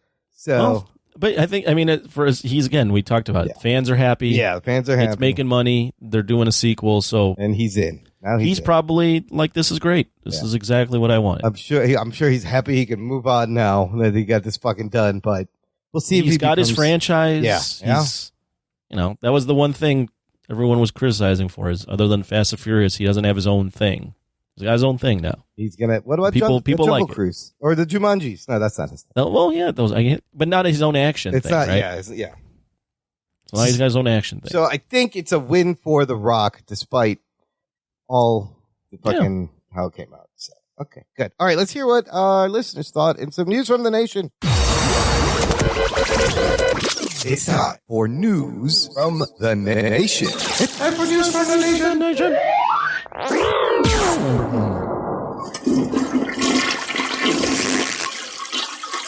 It stinks. It stinks. It stinks. Okay, Blake Braden said entertaining, felt like one long video game cinematic, some corny lines. A few people outright laughed at some of the very cliche moments. Thin plot and premise. Pierce Brosnan did a good job as Dr. Fate. I hope they find some way to bring his character back. Aldous Hodge was fine as Hawkman. Obviously, The Rock has very little depth acting-wise, which I guess works for this character right now. Cavill returning as Supes was exciting, 6.5-ish out of 10. See, it's weird. In a way, The Rock does work, but it also doesn't work because you know what he can do, and they don't get to use that. But this is they understate him. They too much understated. It is a one-note character. Jesse Rodriguez enjoyed it, but what the fuck? Everything that revolved around the kid was absolute trash. Cut the kid out, and the movie becomes much better. He says action was great, flying CGI scenes. Dr. Fate was extremely good. However, I got a Doctor Strange and Iron Man vibes with the whole seeing death and overall outcome predictions with Hawkman. I couldn't tell you the name of the wind girl, the Cyclone. CGI for Skinny Rock was horrendous and jarring. Did anybody else think that? That's right. They did skinny adult Rock. It was all right. Why did Hawkman run up the stairs at the end when the shield went up? Easily could have flown and possibly saved Fate. Anyways, enjoyed the action, but the kid stuff took me out of it. Yes. Kid stuff was awful. Yes. Yeah. Very cringy. Jamie Robinson from Mr. Throwback Thursday podcast says, if not for BVS and Wonder Woman 84 being things, this would be my least favorite DC film. I love Aldous Hodge. If you haven't seen Brian Banks, you are doing yourself a disservice, but was not invested in Hawkman, although his issues with Atom Smasher were humorous. Cyclone scenes had some cool visuals, but her character seemed to be summed up when she was asked what she did, and she said, wind. Life is the only path to death. Death is the only path to life. Stupid is as stupid does. The only cool part was the cameo of Young Rock from the TV show. I missed that. Teth Adam is an outdated name. Let's call you Black Adam. Whatever. Yeah, I didn't even understand where she's like, oh, wait, turn the crown upside down. It mirrors itself. Like, what are you doing? Oh, also another stupid thing was the bad guy being the ancient relative of the the guy the from king 5,000 years ago. I am his descendant. That's why he wants the crown. It's like it took you guys this long to find the thing, and you've been passing this down from generation to generation. It's so silly. Just unnecessary, convoluted mess. It's just so silly. And so it's like overly badly written. Yes. Too much. Too many things. Okay, let's finish up with some what are we watching? Did you guys catch up with Andor episode 7? No. Yes. Oh, you got a no and a yes. All right. Well, is it good?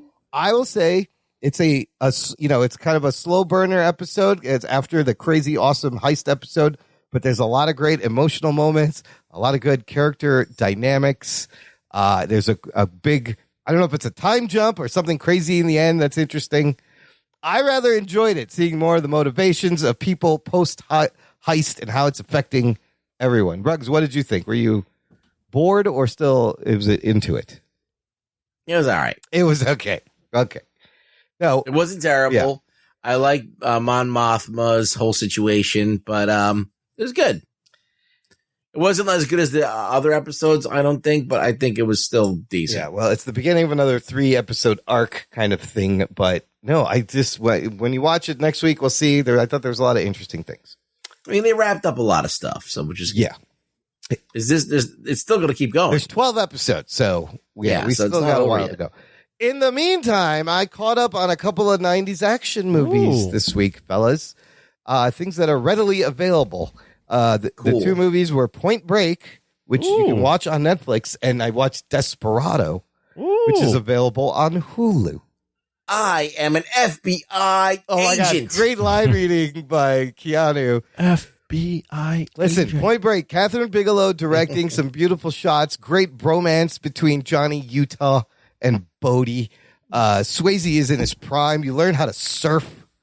They kind of teach you. They both did. And the audience learns too. Just got to pop up. But the surfing scenes, I'm sure it's not that easy.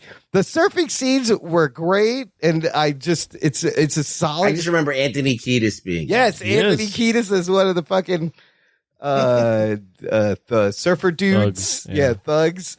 Still holds up. I mean, it's a great movie. And Keanu is so young in this, but I think he works in this role. I don't know why. And firm. Firm. Yeah. Yeah, it's a It's a pretty good movie. It's really good.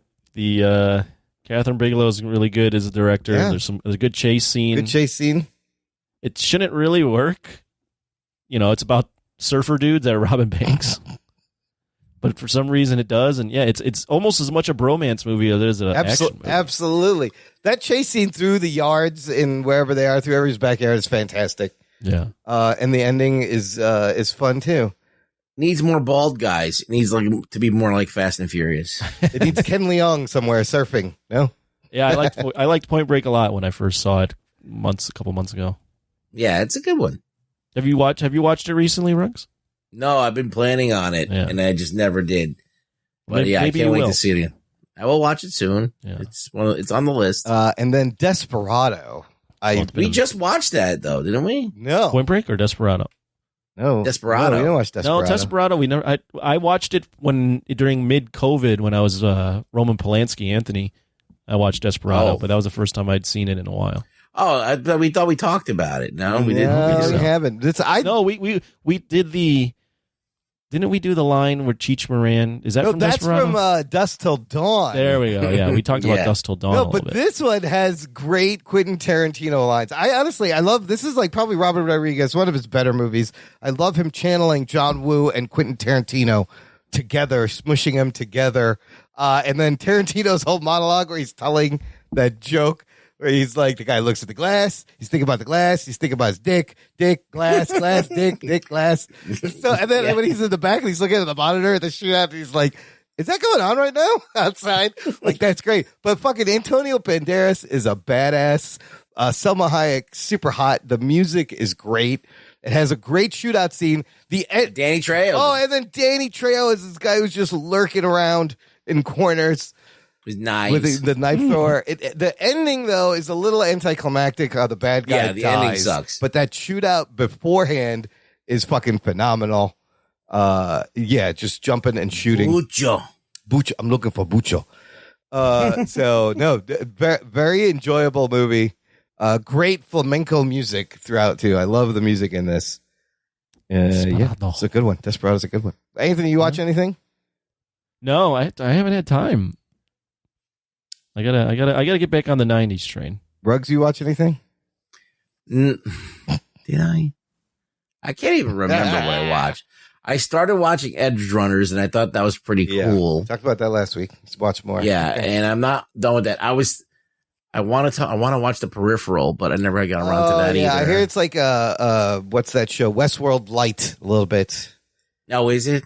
But not as pretentious, but cool sci-fi. William Gibson. Okay. William Gibson novel. So yeah, I might check that out on Amazon. Still haven't finished Dahmer. I got a couple episodes left. Your favorite show? It's good. It's really good. It's just rough. All right. Well, that's it then. We're done. Ruggs, where can the listener find you online? You can find me at Really Rug Boy on Twitter. Is that still a thing? I don't even know. It is. Make sure you visit the show notes for this episode, jockandnerd.com/458. Remember, I will have the list of 32 90s action movies down there. Email us your faves to make it to the top 4. You may win something if you're on our Patreon, and if you're not and you win, then you get our utmost respect and some other stuff. I'll record something for you with my shirt off. No, I won't do that. Whoa. You don't want that. I don't know if that's a problem. You shouldn't have said it. Now we got to do it. That is valuable footage. No one's ever going to see that. Anyways, share the show, listener. Thanks for listening to the Jock and Nerd podcast. My name is Imran. My name's Anthony. He's the Jock. He's a nerd. I still have my shirt on, so we'll peep you next time. Show me your boobs, Imran. I fucking loved it. Squeeze them again. My nipples have no color anymore. Little Ligo. Lame. Jock and Nerd.